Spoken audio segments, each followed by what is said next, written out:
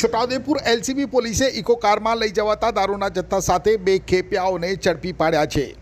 Chhota Udepur LCB police staff Pavijetpur police મથક વિસ્તારમાં પેટ્રોલિંગમાં હતો દરમિયાન મળેલ બાતમીને લઈ એલસીબી પોલીસે વનકુટીર 3 રસ્તા પાસે વોચ ગોઠવી અને ઇકો કાર આવતા તેને રોકી તેમાં તપાસ કરતા તેમાંથી ભારતીય બનાવટના વિદેશી દારૂની અલગ અલગ બ્રાન્ડની કુલ 248 બોટલ મળી આવી હતી। પોલીસે ઇકોમાં દારૂની હેરાફેરી કરતા ઇકોમાં સવાર ચાલક સહિત બે લોકોને ઝડપી પાડ્યા હતા, જેમાં એકનું નામ શૈલેષ જાંબુભાઈ રાઠવા અને બીજાનું નામ રાજુભાઈ કંદુભાઈ રાઠવા હોવાનું અને બંને અતરોલીના ખુંદા પીપળા ફળિયાના હોવાનું સામે આવ્યું હતું।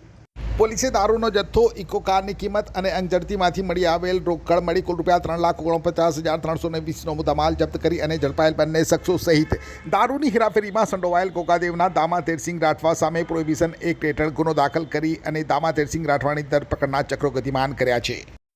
છોટાઉદેપુર એલસીબી